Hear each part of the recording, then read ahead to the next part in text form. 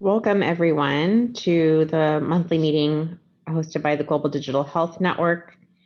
My name is Lauren Wall. I am one of the co-chairs of the network, and I will just start us with a few very brief announcements before I hand it over to our wonderful panelists for today. We have a very full hour. Of course, the reminder being that registration is currently open for the Global Digital Health Forum. The forum, which is usually an in-person event, will be taking place virtually this year from December 7th through 9th. And we've included the link for registration here. If you're a speaker, you've got that link in communications from us.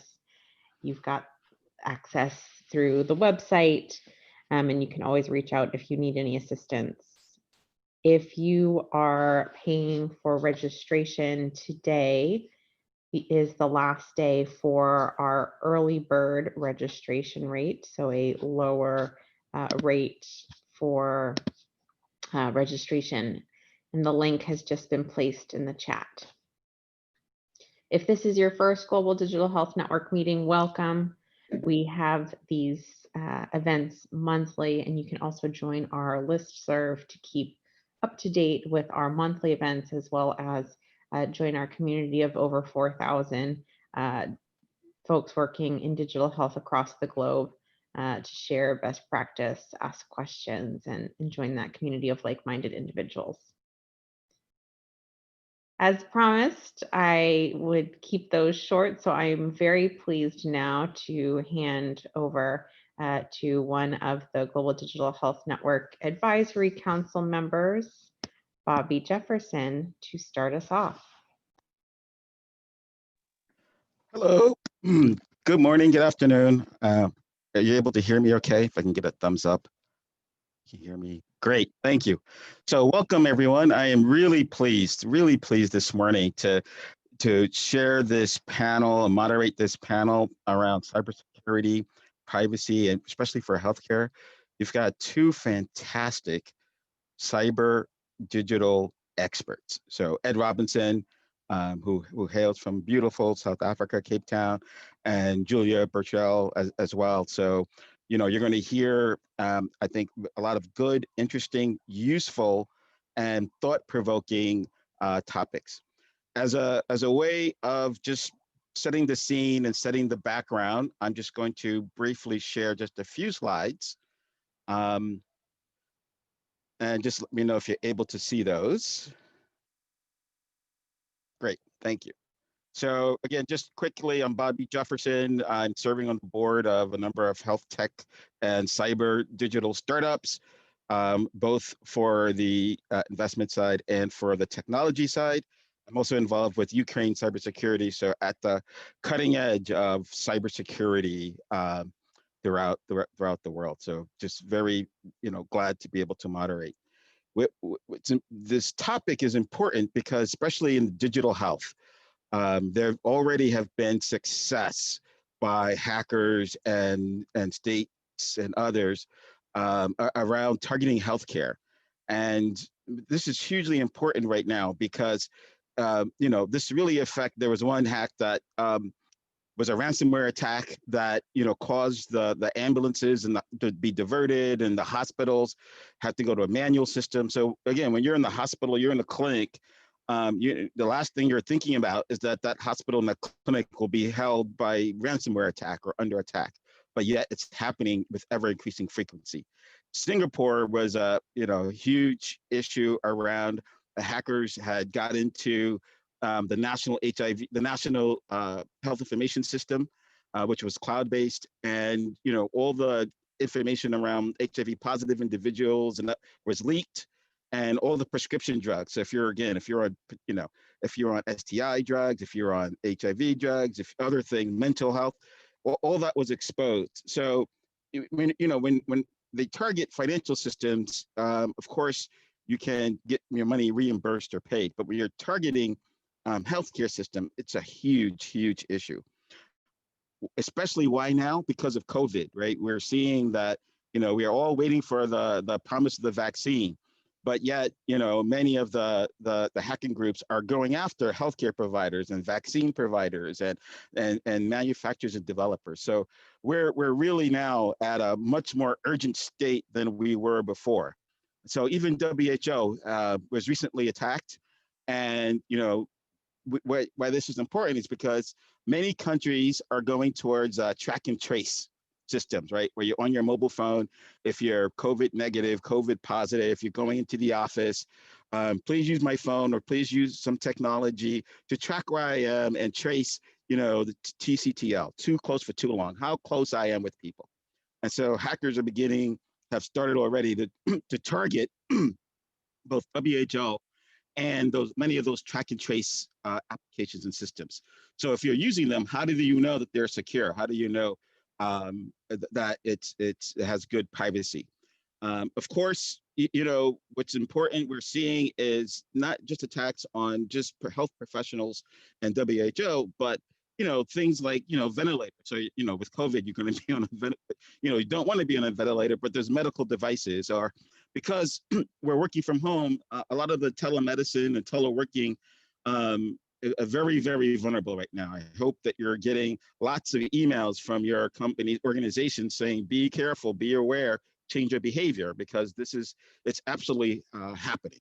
And again, especially if you're in the healthcare side. So what we're doing, we're involved in and supporting is, you know, a couple of cyber alliances around healthcare to help defend, you know, against some of these attacks. So how to help prevent or help healthcare providers and labs for people who want to do damage, and they absolutely want to hold ransom and do damage at the time of their choosing. So the other part is not all malware or hacks are discovered right away.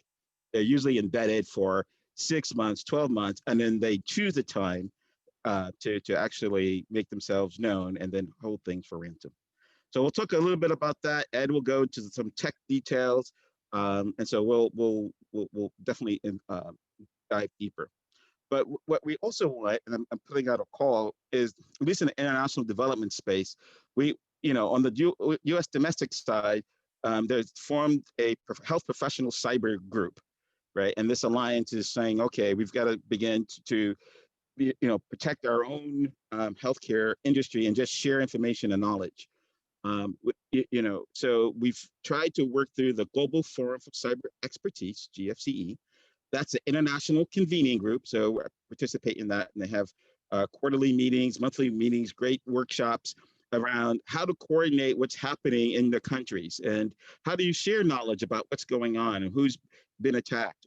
Or even better, if you need help or assistance, so country level, so countries that need a cyber capacity, a strategic plan, or they want to you know, improve their certs or their SOCs, or they want to just have basic hygiene, and because a lot of this material has been developed, but the question is, where's trusted sources to share and to collaborate, and then where's the research going? Like, am I really safe or secure, or in the future is there going to be some, you know, advanced cyber algorithm that undoes everything, right? So you know, many people are trying very hard on the research side of cyber. So again, I'm a proponent of sharing knowledge, sharing information, and international collaboration at the right way and approach, both learning, understanding, and then helping with the prevention side.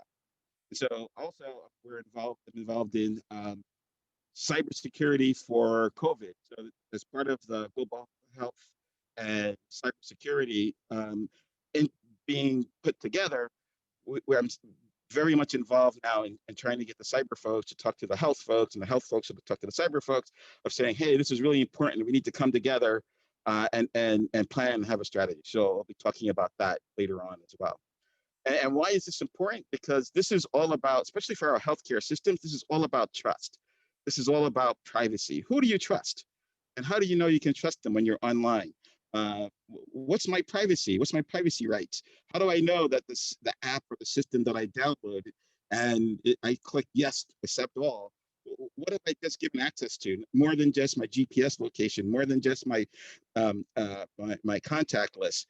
So we'll definitely delve into those issues. So, Julia will talk a lot about privacy, trust, and these types of issues, especially when it relates to healthcare, because that's one of the pillars sectors that, you trust your doctor.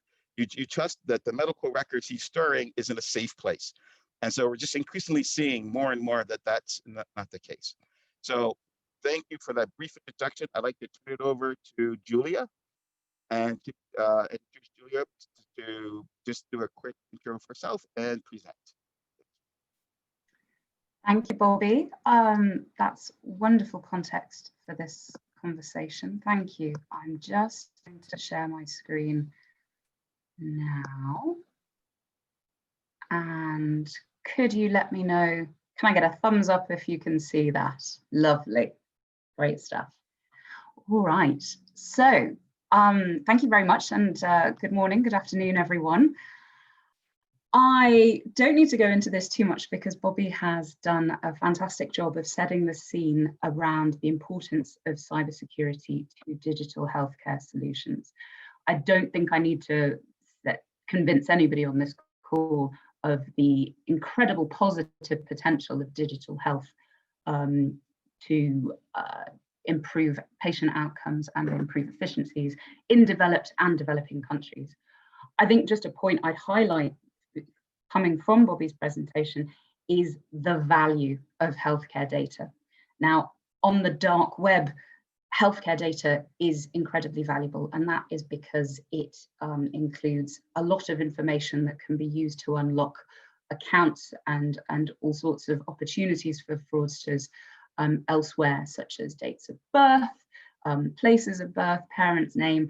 It's so rich, and that is one of the reasons we need to protect it. But of course, the primary reason we need to protect this is because healthcare data is about people. They are individuals with active lives and hopes and dreams, and crucially, exposing sensitive healthcare data can, as Bobby referenced, potentially affect personal safety and well-being. So exposing HIV status, for example, in cultures where that is very sensitive, potentially puts people's safety and lives at risk. So this is an incredibly important area for digital health professionals to attend to, and we need to address this. The pillars of cybersecurity that I think we addressed last year, actually, at this time, was the fact that good cybersecurity is made up of strong people, processes, and platforms. It's not just about the technology, it's about the people and the processes they go through when they engage with that technology as well. Now, this year at DAI's Centre for Digital Acceleration, we've been looking at the people side. We've been looking at the users. And the research that I'm about to share with you now was conducted to better understand users' perceptions of trust and privacy on the internet. So we were talking generalized internet usage across sector. However, the implications of the findings from this research are incredibly pertinent to health professionals because of the sensitivity of the data that we're working with when it comes to health. Now, if there is one point that you take away from my presentation and the report today, I hope it's this. If we don't nurture trust in digital tools, we will lose it. Over the last few decades, the private sector, governments, and the digital development community have made immense strides in connecting over 50% of the world's population to the internet. Now, don't get me wrong, there are still huge gaps in access and adoption, and we've got a long way to go. However, we've done well, and we need to understand what is underpinning that adoption. At the center of digital adoption, numerous studies have shown that trust is absolutely key to adopting digital tools. And this quote from one of our focus groups really clearly illustrates that. But until recently, trust has really been taken for granted. It has been about increasing access, adoption, locally relevant content, and trust has sort of really been taken for granted. Yet as more people come online, benefit themselves and their communities, there has been a commensurate increase in digitally enabled bad actors that will be referenced. We've seen increased risks online of mis and disinformation, cybercrime, fraud, etc. And so attempts to date have really, attempts to address the erosion of trust, I should say, have mainly come from the supply side. And that is a service provider, so examples of which are on the screen, have essentially created a solution, pressed a button, and it's been implemented, it's been rolled out. Now, I'm greatly oversimplifying that technological process. There's a great deal more to it than I do something, I press a button. But my point is that it is a solution that is uniform, it's applied across all users, it is one size fits all. It's incredibly important to do and to make these supply side interventions, but they're only one half of the puzzle. To truly strengthen trust and mitigate the risk of exacerbating digital divides by eroding that trust, we must consider what we can do on the demand side. Now, demand side interventions are efforts that users themselves make to strengthen trust to strengthen their own online security and privacy and their trust in the platforms they use. So it's what passwords a user creates. It's where she stores those passwords, what information he shares online, what cookies we unthinkingly just accept all to. In short, whereas the supply side interventions are uniform, one size fits all, demand side interventions are basically based on human behavior and are as dynamic and fluid and flexible from one moment to the next as human behavior is. And therefore, to understand what demand side interventions are going to be most effective, we first need to understand how users themselves understand their privacy and security online and how that understanding affects their online behavior and trust in online platforms. So that is exactly what we set out to do with this research. We're really looking to focus on the users. We did this through focus groups, quotes from which are here on the screen. And we interviewed male and female urban youth in Accra, Ghana, and Chennai and Delhi in India. In these focus group discussions, we investigated the tactics that these young people use to keep themselves and their information private and safe when they're online. And we discussed their awareness of various aspects of social media and search engine usage, such as data tracking and advertising targeting. We also looked into how practices differ when phones are shared versus when they are individually owned. Now, as I said, this research was looking at generalized internet usage and sort of cross-sector applications of digital tools. However, the findings which have a bearing on trust, given that digital health solutions deal with such sensitive data, are incredibly relevant. So, from these focus group discussions, we found 4 overarching trends. The first is that perceptions of privacy online are significantly conditioned by factors in the offline environment, whether those factors are perceived or real. Now, these factors can include the attitudes of societal gatekeepers or authority figures, such as religious leaders, family members, and significant others, so boyfriends, girlfriends, partners. Through our research, we found that the people in Ghana and India that we interviewed saw the construct of privacy online in terms of how it affects their privacy in their offline community. So, for example, some respondents in Ghana were hesitant to share pictures of them with their significant other because they were worried their religious leaders might see it and disapprove. Out of curiosity, we wondered if this construct of privacy resonated in the United States, where a lot of technology is developed, and we found that actually it doesn't. So for Americans interviewed as part of a Pew survey in 2019, it found that Americans typically think of privacy online as having control over the information they store or that they share online. This contrasts very much with the Ghanaians and the Indians that we spoke to, who understood privacy as not how information online is protected there, but rather how information online affects their offline image and experience. And this is important, we'll come to this later. So the second trend is around fake news. So the existence of mis and disinformation was widely known amongst the people we spoke to, but people's perceptions of how much risk it presents to them personally differed very much by geography, but also on how well they understood how digital platforms operated. So respondents in India recognized that fake news online might lead to offline consequences, but they said that verifying whether something is real or not was very time consuming, and they weren't always motivated to do it. Something that I think we can all take familiarity with. Common way that the respondents said they addressed this was that they only shared news from trusted sources. However, the trusted sources varied from individual to individual.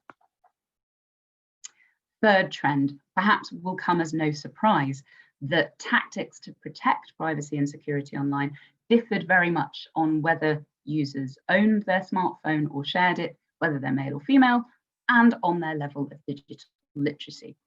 So, for example, users in India who owned their phone employed a variety of tactics to protect their information and their devices. So they might have device passwords, then app-specific passwords that were different, and they were very adept at managing their settings.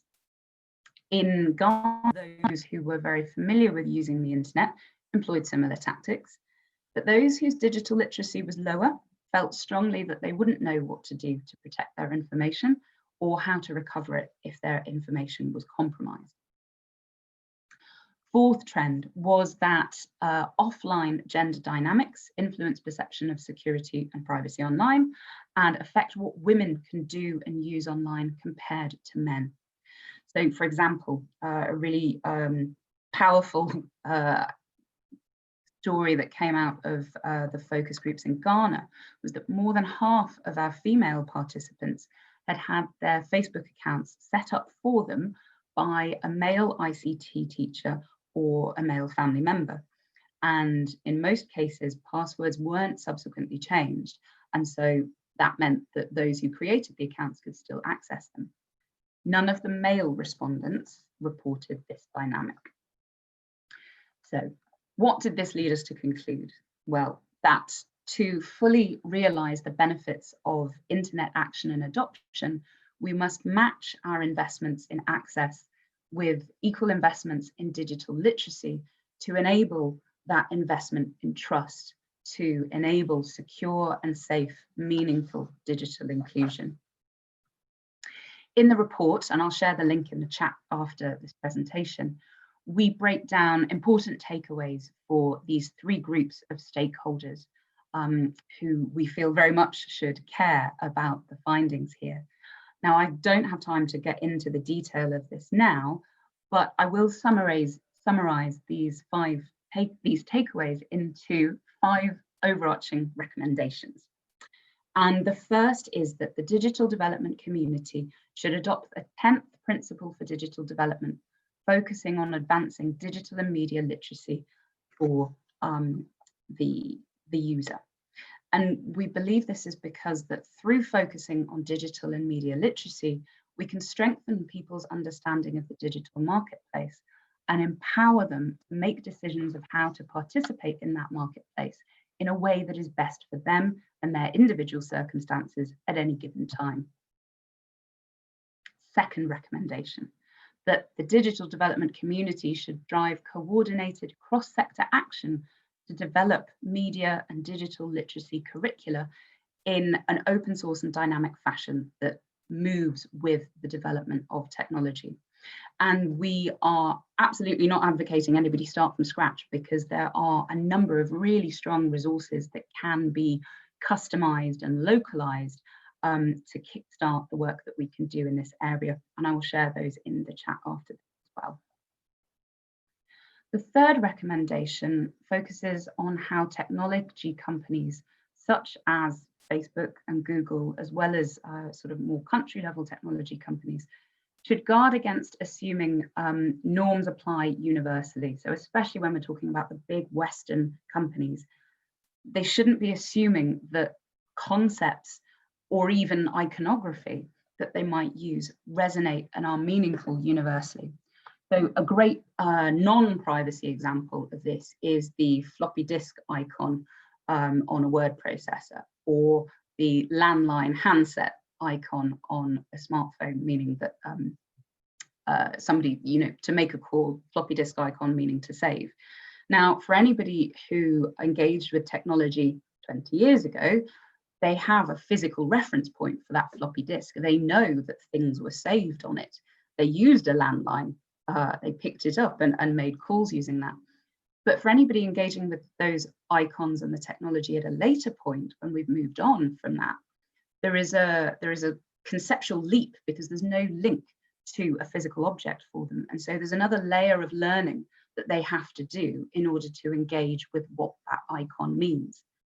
Now, we saw earlier that the construct of privacy, which is a much bigger concept from, compared to a floppy disk icon, but the same principle applies. Privacy means something different depending on the culture that you are coming from. And global platforms need to consider how to make finding or understanding privacy and security more culturally relevant in the markets that their tools are used in. Fourth recommendation is around funding better research from the international development community side. It's not just the responsibility of the big tech companies to fund this type of research. And if it was, that research might stay with them. We need to create a positive feedback loop across these different communities to really nuance our understanding of how users understand privacy and security, and how best to empower them to take control of that privacy and security online for themselves. Fifth recommendation is around regulatory bodies. And when they are creating policies around technology, to do that, we recommend they engage a diverse range of stakeholders from across the public and private sectors, academia, civil society, to develop innovation-friendly yet protection-focused and fair security policies. We all have a stake in promoting an open, interoperable, peaceful, inclusive and secure internet, and that's not the job of any one set of stakeholders. We all need to work together. So just to recap the implications of this research for digital healthcare practitioners, societies are digitizing in general across all sectors, and nurturing trust in general in the digital tools and the digital platforms will be vital to ensuring users aren't turned off those platforms and they're not left behind as broader societies are moving forward digitally. But the huge sensitivity of health data really amplifies this need in the digital healthcare space. We need to build and maintain trust in digital health portfolios. If we don't invest in cybersecurity measures, we risk quite literally the health and well-being of individuals. But of course, if we do invest, we stand to realize huge benefits for communities around the world. I will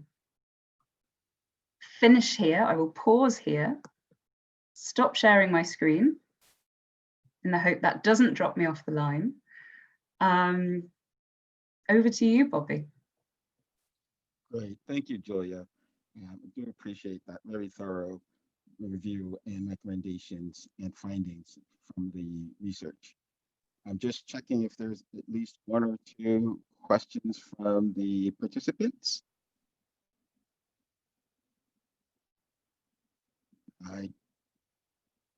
In the chat, not yet. Okay. So what I will do is I've got a few questions, but I'll save it for the end. I'll come back and Fine. Again, you presented such good, rich material. I've got quite a few questions actually. So I'd like to now introduce Ed Robinson, and Ed can also introduce himself, and we'll get a little bit technical, but Ed will do a great job at making sure you understand all the technology surrounding cybersecurity, 5G, IoT, and any other fancy AI, ML algorithms that we talk about. So Ed, over Thank to you, Bobby. Thank you. I'm going to share my screen so long. There we go. And get this presentation on. Right. Well, thanks again for the opportunity to present today. Just a little bit about myself.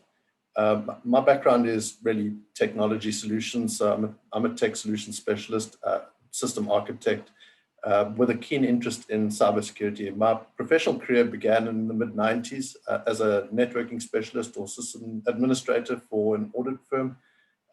But I've really been interested in computers for a lot longer than that, since the early 1980s when I got my first 8-bit computer. I spent many long hours after midnight, to my mom's horror, hacking and playing with the hardware and the software on that system. I've worked in international development, particularly the healthcare sector, for just over 15 years now. I'm currently Service Technical Director for Project Balance. I'm based in South Africa, as Bobby already mentioned. And I think another key thing is I'm an avid hacker. I believe that exploiting a system is the best way to learn to defend it. You know, I've always been like that. I guess I was the kid who took his toys apart on the first day of Christmas and could never put them back together again. And so I think if there's one thing that I'd like to impart in my talk, if there's just one thing that I'd like to get across, this would be it. Cybersecurity is really everyone's business. Very often, the cybersecurity role gets lumped with the chief information officer or the IT person or whatever resources you happen to have. You may have a consultant working for you. You may not have an IT person in-house, or sometimes it's a partner organization that handles your IT. But the important thing is that we get the message across that cybersecurity is everyone's business, from the janitor to the CEO and everyone in between. Tech support can't be everywhere at once, looking over people's shoulders as they work, making decisions for them. People are going to make their own decisions, and people are going to learn along the way. And it's important that we provide adequate training for staff on good cyber hygiene. Also, tech support and tech folk are very often not the most likely target. They seldom work at what we call the sharp end of any business. So finance, management, client data, those are all things that really are of interest to cyber criminals. And your tech support folk generally don't work in those fields. Very often it's the non-tech folk that are left behind in the cybersecurity equation, and criminals are well aware of this. So technical solutions are limited. I think, what I want to say here. Interrupt. Sorry, are you sharing slides or can't see them if you are? Oh, I'm sorry. 1 second. I thought I was.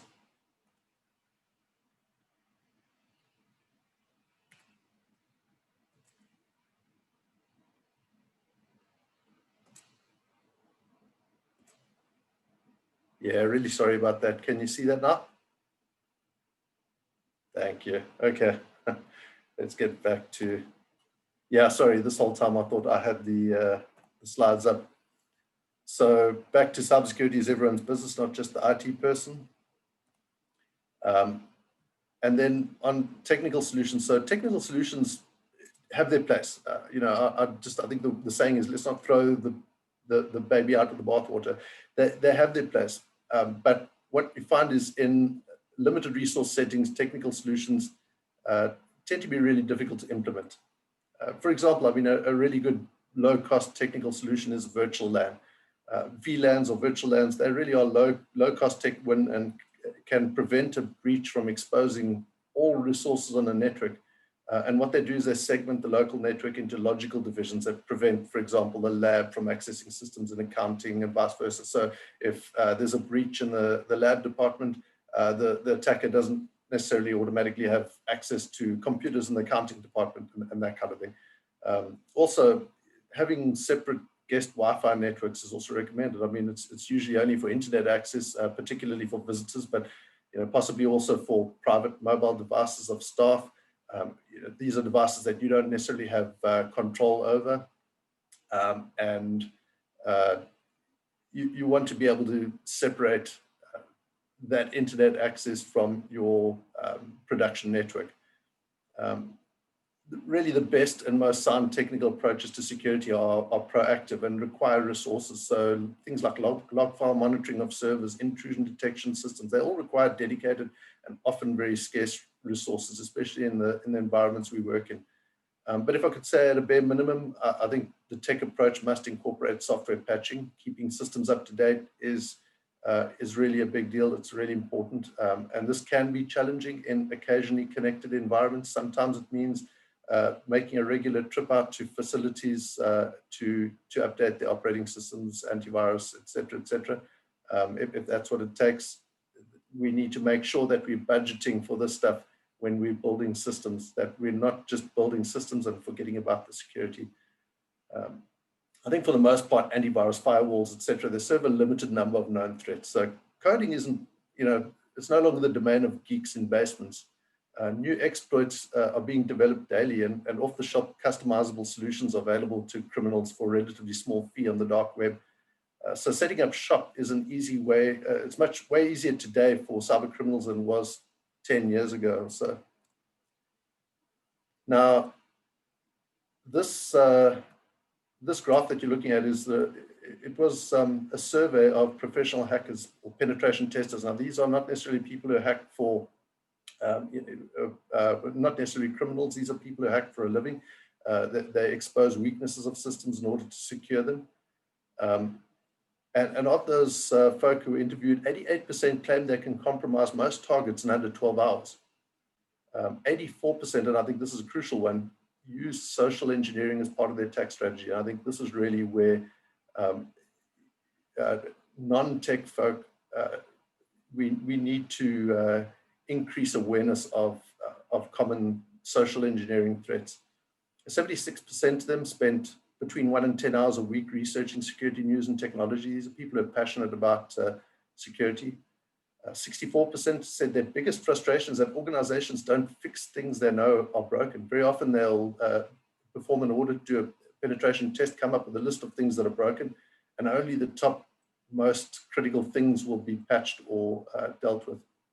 And then more than half believe that employee education is extremely important countermeasure. So there's a trend showing a sharp increase in social engineering tactics. I mean, why try to break in when you can convince someone on the other side to open the door and let you in? And we see this in the physical realm as well.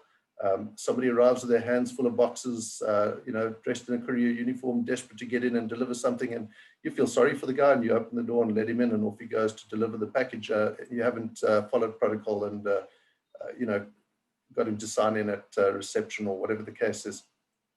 And so the question is, are staff aware enough to be on the lookout for cyber criminals posing as, for instance, support staff? A common attack involves victims receiving a phone call from tech support. They create panic. They request the victim to urgently download and run some software to allow them to fix something. And the software, is likely something that'll open a back door to the criminal, giving them access to the entire network, or maybe ransomware. Or what about somebody posing as a bank employee or a supplier representative? Another one we've seen involves an attacker posing as a supplier and informing the victim in the finance department that their banking details have changed and requesting them to update the supplier's banking details in their online banking system. And the next thing you know, a big invoice comes through for the supplier, and it's paid and the money goes to the criminal. Very often in cases like this, the victim's email has been under surveillance for weeks prior to the attack, and the attack is just timed to coincide with a large incoming invoice. Another one that is becoming more common is an attacker timing their email right about the time the CEO is scheduled to board a plane, and a message is sent through that sounds urgent and appears to come from the CEO's email, and requests the staff member in finance to make an urgent, fairly large payment that they supposedly forgot to make, supplying the criminal's banking details. Of course, now the CEO is in the air and can't answer his phone, and the staff member is in a panic, and they go ahead and make a rash decision. very much, a lot of the time, the intel for these attacks may be leaked from suppliers, even the travel agency, someone on the inside there could be providing this information. But these are typically the scenarios that people find themselves in. They make decisions under pressure that they would not normally otherwise make when thinking rationally. And so a question I often get asked when I travel, especially to rural areas, and I love this, but why would anyone be interested in my data? I run a rural clinic in the middle of nowhere. Why would anyone be interested in my data? And very often the data itself is not of interest. Sometimes it's only used as leverage. So with ransomware, where you're locked out of your system until you pay a ransom, very often the perpetrators target victims randomly and indiscriminately. You just happen to be the open door that they came across when they struck. And your data may not be interesting to cyber criminals, but they may use it as leverage to threaten you into paying a ransom. So leaks of personally identifying information could cause significant damage to the companies who are meant to protect that information. And also, don't forget, you may be a target because of your affiliations. So you may not be the primary target, but perhaps you receive funding from an agency who is the target. Criminals may use you to access affiliates. So attacks can be motivated by a number of things, whether it's greed, politics. Sometimes they're simply there for street cred among black hats. They just tend to, show off. Sometimes it's really, they're different reasons. And so this is really why I believe that staff awareness is the biggest win for less. It costs less to train staff, and there's far more to be gained from having your staff be aware of, especially the social engineering tactics out there at the moment. So staff need to be trained on cybersecurity, good hygiene when they start a new position, and if possible, every 6 months to a year. Training can be provided electronically. You can have interactive trainings that are available that take an hour or so of their time, and they can be rerun every 6 months or so. It costs nothing. It's really also important, I can't stress this enough, to make sure that staff know the why of cyber hygiene. Understanding the risks associated with things like using email, how to report suspicious emails. And that's another question. Do your staff know where to report suspicious emails?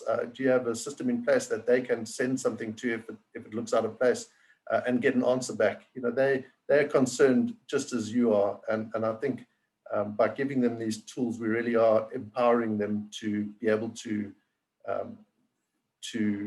be the first line of defense against cyber attackers.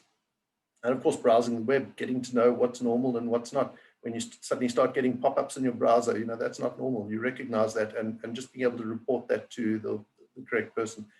Do they know how to check if a site is secure? And do they double check the URL in the browser before logging into sensitive sites? A great example I saw was you receive an email with a link to gmail.com, but the L could be an I in caps, and looks exactly the same in a sans serif font.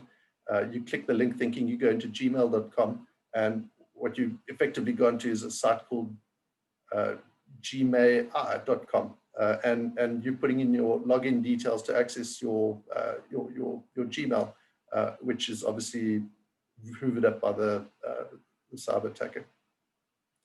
And then transferring data to mobile devices or taking data off site. This is a big deal. We see this in clinics a lot. Things get put onto flash drives. Do they know how to encrypt those devices? Are tablets and things used for mobile data collection encrypted by default? Do you have mobile device management in place to be able to securely wipe and locate devices that go missing? And then what about working remotely, especially sharing computers or mobile devices or a bring your own device scenario? If staff understand the risks, they're more likely to act in an appropriate way. So ensuring also that they understand the risk of electronic communication is important, particularly it's very difficult to confirm who's on the other end and that they are who they claim to be. Teach them to, if necessary, take the caller's number and offer to call them back in 30 minutes if they're being asked to do something significant. Gives you time to verify that the call was legitimate and was from the source they claimed to be calling from. Also, you're initiating the call when you phone them back, and you can phone the organization they're claiming to be from to verify that they are who they say they are. you can't verify an incoming call, and we sometimes just go into autopilot mode. You receive a call from what you think is the bank, and they tell you it's it's the bank, and they start asking you those our famous security questions. What's the name of the street you grew up on? What's your favorite flavor of ice cream? Whatever the case is, they ask you those questions to get that information and use it to impersonate you. But we go into autopilot and we assume that this person's from the bank because, well, they're asking these questions, when in fact the call was initiated by them and not by you. You have no way to verify that the initiating caller is who they say they are a lot of the time. So sounds good, Ed. But how many? We're nearly done. So Okay. I think the important thing, this slide speaks for itself, but why the urgency? There's exponential growth in internet connectivity in low to middle income countries, increased reliance on digital for service delivery. There's a big increase in personal identifying information of vulnerable people. And is this secure? An important point is that societal privileges are lacking in a lot of these populations that we work with, and they're less likely to recover from exploitation. And I think an interesting quote that I read from the Africa Cybersecurity Conference was that more than 90% of African businesses were operating below the cybersecurity poverty line, meaning that they can't adequately protect themselves against losses. And importantly, official agencies are digitizing services without understanding how it could open them up to risks. So I think we're all in that picture. We really need to start thinking about cybersecurity as a top tier priority. So also technology is an enabler for good or bad. Introduction of high-speed wireless over 5G networks will present enormous opportunities and challenges. The growth of IoT, small internet-connected gadgets we connect to our local networks designed for convenience over security. And then, of course, what about the remote workforce? With COVID-19, we've seen 24/7 connectivity has enabled modern remote workforce. But how secure are we in a remote working environment? Staff are isolated. They don't get to ask a second opinion of people around them. Equipment often gets shared among friends and family. Security and privacy go hand in hand. Your data is now secure as the staff member's home network. And with the advent of COVID-19 and the frantic rush to enable remote working, many system administrators have cut corners and made servers available remotely without VPN, without two-factor authentication, or other security measures in place. And just to finish, I love this picture. This is taken from an advertising board of the Port Authority of New York and New Jersey on the JFK air train. Those of you who travel it will know.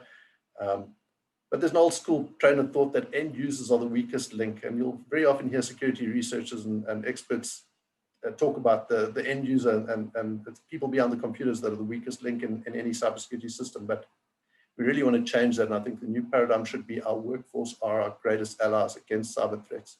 We need to provide them with the tools and the knowledge to effectively manage cyber threats in their day-to-day job. By doing that, that will effectively be plugging probably the biggest hole in the system. Insider threats are also real, so staff may be offered more money to leak information and provide remote access to systems. You need to train staff to report suspicious behavior and give them the tools that they need to do that securely and anonymously. And I've got a few resources there. We'll share the slides after the call. Thank you. Great, thank you, Ed. That was very rich and technical background. We do have some great questions coming in from the participants. So I will share those questions, and if you want to take them, either Ed or Julia. So one of the questions is around, within the international development community, we support the adoption of the digital principles around open source and open source tools. So how do you view open source technology and the use of open source software in the lens of cybersecurity? Or either Ed or Julia, but it's about the open source, because a lot of open source free solutions, are they secure? Do they need a cyber remediation plan? Just around the source code itself. So Ed, if you could start. Yeah, I think it's a good question. It's an interesting one. So I think trust of open source solutions, sometimes people feel there's a risk element with the source code being out in the public domain and available for everyone to scrutinize, including any pitfalls and any issues with it. I think it's a bit of a there's a bit of a double-edged sword to that. So on the one hand, yes, the source code can be scrutinized and the system can be looked at with a fine-tooth comb in the back end. But in addition to that, very often these systems are in the community are honed by people with experience and continuously improved by outsiders providing patches and fixes and identifying bugs and identifying issues. Whereas a proprietary system, the system won't be open to public scrutiny. So, on that side, while it won't be open to attackers as well to identify loopholes necessarily, it also won't be open to expose potential issues with the source code. So a good example of that was there was a recent breach at Facebook where one of the tech folk was literally recording passwords being entered when you logged into the system. It was being recorded to a plain text file. Now, any normal system would not record passwords anywhere, even in encrypted format. Passwords get hashed and salted, and they literally are transformed to a format that's not reversible. And I think the excuse that came from Facebook was that it was an employee debugging an issue, and it was a feature that was turned on and not turned off. Well, I'm sorry, but that's not good enough. But it's a good example of how a commercial system doesn't necessarily keep your data private. Okay, great. Let me ask a second question. This one's for Julia. So, why did you choose the urban youth for your segment for your study? What was the reasoning behind that? Sure. So we chose to focus on young people in the urban environment because this segment is really some of the most active user segments on social media and digital platforms in the countries that we wanted to investigate. And so understanding how the high engagement segment passes privacy and security online really gives us a wide spectrum of information that we can use to develop robust supply-side solutions, as well as understanding more about how to develop demand-side interventions that work. And I think what's really interesting about Ed's presentation, that point right at the end there, Ed, is that flipping that the workforce or the user is the weakest link in cybersecurity, and actually flip it on its head, they're potentially the strongest. And I think our research is really focusing on that as well, and hopes to kickstart a conversation. This research wasn't exhaustive, and it's really just the beginning of this shift in the conversation from what we need to do on the supply side, which is really important, not taking that away at all, but focusing on the user, empowering the user to manage their own and their companies or their organizations' cybersecurity is absolutely vital. Great, that was very good, very good. I'm going to ask a question from the participants about, so what platforms do you recommend to train employees for cybersecurity and cyber hygiene? What types of platforms are out there? I think there are a couple that we could recommend, but I think one in particular that I'm familiar with that has a free tier, which I do like to recommend, is wisertraining.com. Gabriel Freelander is a very active participant on LinkedIn. If you subscribe to his updates, he's always posting new videos and things. They do have a commercial platform that has more advanced cybersecurity training, but it's really great. It's a good starting point because they do have a free tier. But I think I don't have a particular preference really. There's so many options out there, but I think anything that you feel you're getting value for money and that is comprehensive enough is great. I see KnowBe4 was mentioned.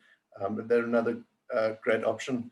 I don't think we have a particular preference or affiliation to any particular company. But if people ask me, I would just point them to what I know and familiar with. The question that I really want to ask is, so I have a clinic, a hospital, or a large university hospital institution or small clinic, and now the attackers have gotten in and they're holding, and I've got a ransom attack. And they said, oh, if you just pay, you know, a small amount, 100 kobos, you know, 100 shillings, $20, $30, $100, we release all your data and you will unencrypt it. I'd like to hear from both of you on, you know, some viewpoints on once you've been hacked or, you know, under ransomware, what should you do? Yeah, it's a difficult question. Now, I'm going to put on my security professional hat and say, absolutely don't give in. You know, let's hope you have decent backups of everything. That's the first place. But make sure that you're not put in that position where, you know, where you have to pay, and your rewarding crime only serves to perpetuate it and give criminals a reason to continue. But that said, it's easier said than done. Part of the problem is that the approach these days is not just to give you the tool to decrypt your data and give it back to you, because that's easily remedied by restoring a backup.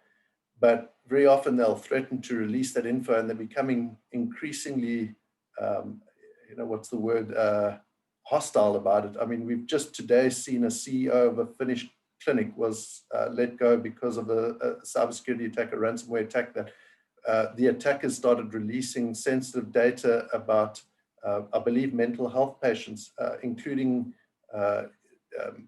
clinician notes about individuals because they were being ignored. And it's a really difficult dilemma. And I don't think I have a clear answer to that. I'd really like to see it become illegal in most places to pay the ransom, just to discourage attackers from going that route. If it's not profitable, they'll stop. But it's a good question, and I don't think it's easily answered. Great. I will ask another question from the audience, but on my way to asking that question, just do know and realize that in the ransomware attacks, the hackers have already figured out the amount that you would pay that would cause the least for you, right? So they've already figured out that, hey, you know, it's more of a hassle for you to do the remediation. It'll cost $100,000 or a couple of $1 million, and so we'll just offer it just low enough that you'd be willing to pay. So they've done their research by the time you've already been ransomware. So you're, you know, you've been owned. So a couple of questions around certifications. Are there any certifications or standards in the digital health business that we should think about adopting as a community?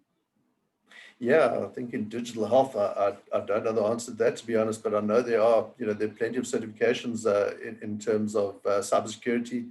And I think this is something that probably needs a bit of exploration, but in the healthcare community in particular, I'm sure there are specific use cases and specific environments that you know, require specific attention. So it's a good question. I believe, Julia, you had mentioned around recommending on the digital principles, some things around cyber. Is that correct? Yeah, so it was more around digital and media literacy as a way of increasing understanding of how online platforms operate, so that people understand the cybersecurity, the privacy issues more for themselves. So it's less around standards and certifications. I don't have specialist knowledge on that particularly, but that point was really around, if you're using the digital principles, we actually need to add an element around user education to empower them. Great. So let me ask a practical question. My email has been compromised. How do I know? Is there a way for me to check? Is there a safe way for me to check if my email or my account has been compromised? Is there a website that I can go to? I'll leave that to Ed, I think. Yeah, it really is. Have more insights there. I think it really is product specific. So for instance, you know, Google and Gmail, they, you know, Microsoft too, they have a great system where they can alert you if there's been a sign-in from a suspicious location. Those with Gmail accounts will know that that's fairly common. And, you know, I think it really does depend on the organization. But what I would suggest really upfront is people need to start getting familiar with two-factor authentication and enabling it. you know, even if your password is phished or whatever the case is, requiring you to access a specific device to get your second factor code just adds an enormous layer, an extra layer of defense that, you know, just an ordinary username and password, you know, won't give you. And I think that is a big problem today. Passwords are archaic, and password systems, you know, there are a lot of people with really intelligent, really intelligent people are looking at ways that we can move on from the common old password, because it tends to be a very sticky topic. Yeah, we can use biometrics or just other things. So we're at the top of the hour. We have about, just for the final wrap, if Julia, you can give just a 20-second summary, Ed, just a 20-second summary, and then we'll close out. So what would you like to leave the audience with? I would like to leave the audience with a call to let's empower the user. The user is important in cybersecurity, one of the most important elements in the cybersecurity piece, and especially in healthcare. Empowering them will be empowering them to take control of not only their data, but their health and well-being as well. Yeah, and I think going back to my first slide really is, you know, the message is cybersecurity is everybody's business. Just as most of us in our first job had to learn Word and Excel, you know, just because it's a skill that you can take with you virtually anywhere and is required almost anywhere, we should really be getting cyber hygiene skills and cyber awareness skills in the same sort of way. It should really be a standard requirement of any position, you know, and anywhere, not just in large corporations. Great. So thank you very much to the panelists, to Julia and Ed. You've shared this great hour with us around cybersecurity, and we've got good audience questions and participant questions. I also want to thank Lauren from the Global Digital Health Network and Christina as well. You've both been great hosts, and we appreciate just sharing some of this information around the global digital health cybersecurity deep dive. So I turn it over back to GDHN. Great. Thank you all so much. A big warm thank you. And just to close us out, a thank you to those that submitted questions, and a reminder that you can find content from your peers on cybersecurity at the Global Digital Health Forum. Christina put the link in to register, and we're looking forward to seeing continued conversations there December 7th through 9th. This has been recorded. It will be posted, and the slides will also be shared. So thank you again to our speakers and to our moderator. Have a great rest of your day, everyone. Thank you. Thank you, everybody.